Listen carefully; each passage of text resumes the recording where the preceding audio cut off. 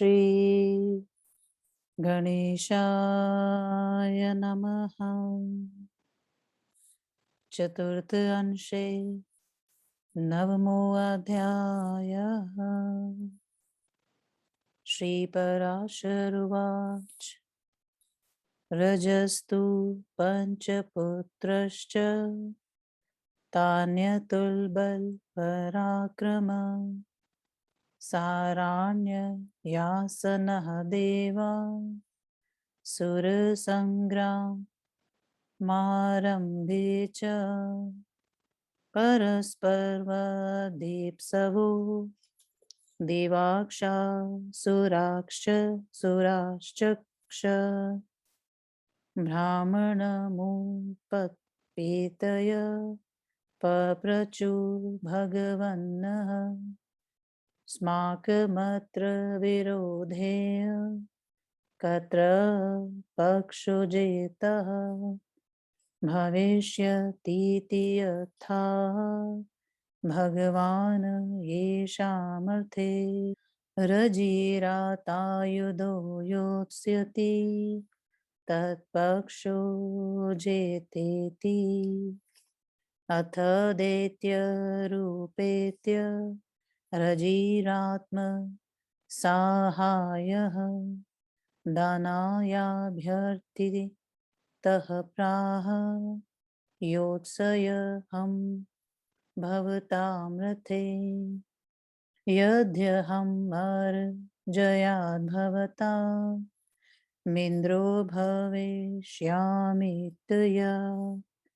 कर्ण्ययेत् तैर्विहितं न वयमन्यथा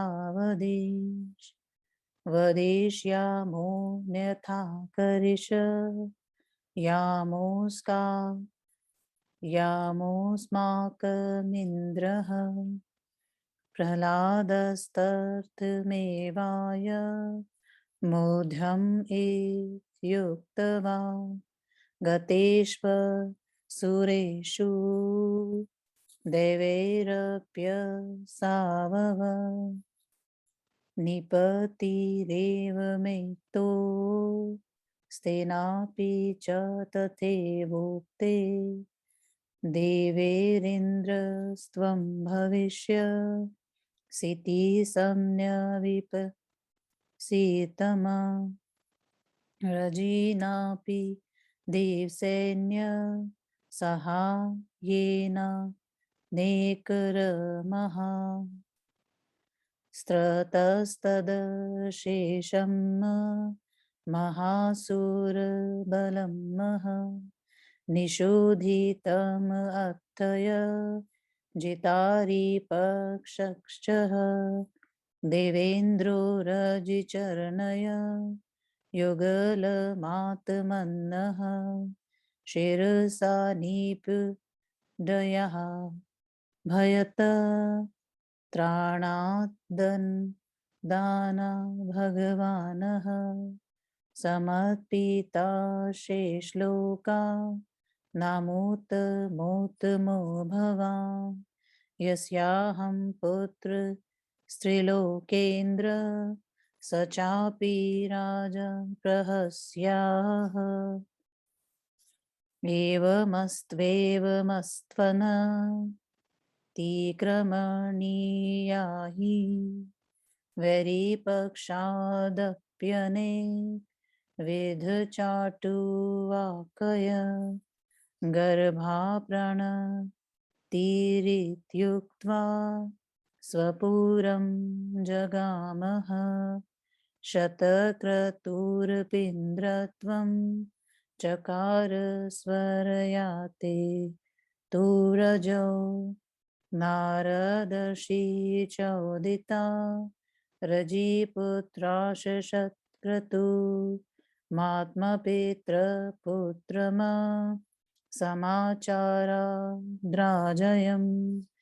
याचितवन्तः अप्रदाने च विजित्येन्द्र मतिबलिन् स्वयमिन्द्रत्वं चक्रु ततक्ष बहुतिथे काले हतीते बृहस्पतिमेकान्ते दृष्ट्वा अपहत त्रैलोकय यज्ञभागशत्क्रतु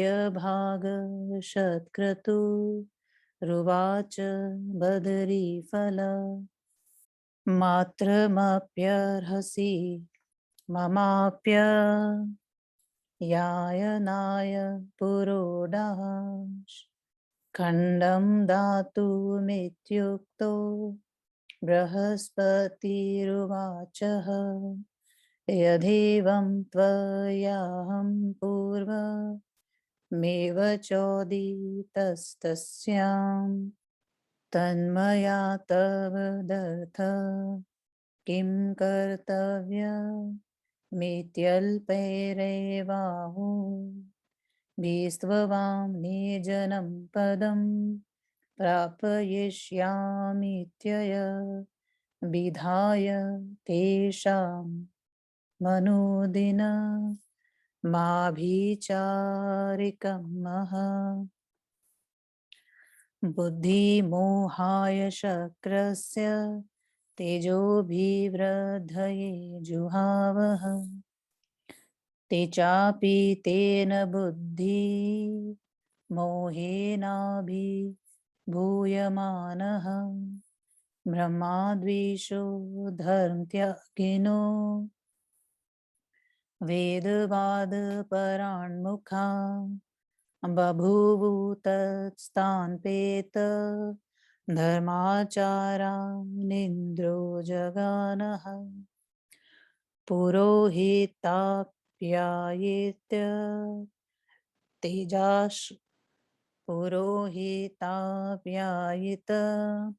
तेजाश्वचक्र दीवमाक्रमत एतदिन्द्रस्य स्वपदच्य वनादारोहणं श्रुत्वा पुरुष स्वपदभ्रंशं दौरात्मयं च नाप्नोति रम्भस्तवन् पत्युभवत् शत्रुवृद्धसूतः प्रतिशत्रुभवत् तत्पुत्र सजयस्तस्यापि जयस्तस्यापि विजय स तस्माच्च यज्ञे कृत तस्य च हर्धनो हर्य धनसुतः देवस्तत् समाददीनसत्तस्य जयत्सेनस्तच्च संस्कृतिसत्पुत्रः क्षत्रधर्मा इत्येते शत्रुवृद्धस्य वंशया ततो नहुषवंशमा प्रवक्ष्यामि इति श्रीविष्णुमहापुराणे चतुर्थे अंशे नवमोऽध्यायः। नवमा अध्याय हिंदी अनुवाद। रजी महाराज और उनके संतानों का वर्णन। श्री पराशर महर्षि ने कहा, रजी के अतुल बल पराक्रमशाली 500 पुत्र थे। देवासुर संग्राम में परस्पर एक दूसरे का वध करने के इच्छुक देवताओं और असुरों ने ब्रह्मा जी से जाकर पूछा, भगवान, हम लोग के इस युद्ध में कौन सा पक्ष विजयी होगा? इस पर ब्रह्मा जी ने कहा, जिस पक्ष में रजी आयुध धारण करके युद्ध करेंगे वही पक्ष विजयी होगा। इसके बाद दैत्यों ने रजी से अपनी सहायता करने के लिए प्रार्थना किया तो रजी ने कहा, मैं तब आप लोगों की ओर से युद्ध करूंगा जब देवताओं पर विजय प्राप्त करने के कारण आप लोग का मैं इंद्र हूं। ये सुनकर दैत्यों ने कहा, हम लोग एक बात कहकर उससे बदलेंगे नहीं और ना उससे विरोध कुछ करेंगे। हमारे इंद्र तो प्रहलाद जी हैं, उसी के साथ हम लोगों का यह प्रयास है। ये कहकर दैत्यों के चले जाने पर देवताओं ने भी महाराज रजी से सहायता करने के लिए कहा। उस पर रजी ने भी वही शर्त रखा और देवताओं ने स्वीकार कर लिया कि आप ही इंद्र होंगे। रजी ने भी देवताओं की सेना की सहायता से अनेक महास्त्रों के द्वारा संपूर्ण असुर सेना का वध कर दिया। शत्रुओं के पराजित हो जाने पर इंद्र ने रजी के चरणों पर सिर सिर रखकर कहा, भय से रक्षा करने तथा अन्न दान करने के कारण आप हम लोगों के पिता हैं। मैं सभी लोकों में उत्तमोत्तम हूँ और त्रिलोकी का इंद्र मैं आपका पुत्र हूँ। इस पर राजा ने हंसकर कहा, ठीक है, शत्रुओं के भी पक्ष की चाटुकारितापूर्ण अनुनय विनय का अतिक्रमण नहीं करना चाहिए। ये सुनकर वे अपने नगर में चले गए। शतक्रतु भी इंद्र बने रहे। रजी के स्वर्ग चले जाने पर नारद ऋषि से प्रेरित होकर रजी के पुत्रों ने अपने पिता के पुत्र भाव को प्राप्त इंद्र से राज्य मांगा। जब इंद्र नहीं दिए तो उन सबों ने इंद्र को पराजित कर दिया और वह स्वयं इंद्र बन गए। उसके बाद बहुत दिन बीत जाने पर बृहस्पति को एकांत में देखकर जिनका यज्ञ भाग छिन गया था, उन शतक्रतु इंद्र ने कहा, मेरी तृप्ति के लिए आप वैर के फल के बराबर भी मुझे पुरोडाश का टुकड़ा प्रदान करें। इस तरह से कहे जाने पर बृहस्पति ने कहा, यदि ऐसी बात है तो तुमने मुझसे पहले ही क्यों नहीं कहा? मैं तुम्हारे लिए क्या नहीं कर सकता हूँ। थोड़े ही दिनों में मैं तुम्हें तुम्हारे पद पर बिठा दूंगा। यह कहकर बृहस्पति उन सबों की बुद्धि को मोहित करने के लिए तथा इंद्र के तेज को बढ़ाने के लिए प्रतिदिन अभिचार कर्म करने लगे। उसके कारण वे रजी के पुत्र भी बुद्धि के मोह के कारण अभिभूत होने लगे। ब्राह्मणों से द्वेष करने लगा, अपने धर्म का त्याग कर दिए तथा वेदों की निंदा करने लगा। उसके बाद धर्माचरण विहीन उन सबों को इंद्र ने मार डाला और पुरोहित आचार्य बृहस्पति के द्वारा तेज के समृद्ध हो जाने के कारण इंद्र स्वर्गलोक पर अपना अधिकार कर लिया। इंद्र ने अपने पद से भ्रष्ट हो जाने के बाद पुनः अपने पद को प्राप्त करने की कथा को सुनकर मनुष्य अपने पद से कभी भ्रष्ट नहीं होता है और उसमें कभी दुष्टता नहीं आती है। रंभ निसंतान रहे। छत्रवृद्ध के पुत्र प्रतिशत्र हुए और उनके पुत्र संजय हुए। उनके पुत्र विजय हुए और विजय के पुत्र कृत हुए। कृत के पुत्र हर्यधन हुए, उनके पुत्र सहदेव हुए। सहदेव के पुत्र अधीन हुए और उनके पुत्र जैतसेन हुए। जैतसेन के पुत्र संस्कृति हुए और उनके पुत्र शत्रधर्मा हुए। ये सभी छत्रवृत्त के वंशज हैं। उसके बाद मैं नहुष के वंश का वर्णन करूंगा। इस तरह श्री विष्णु महापुराण के चतुर्थ अंश के 9वें अध्याय का शिव प्रसाद द्विवेदी श्रीधराचार्य कृत हिंदी अनुवाद संपूर्ण हुआ। ओम नमो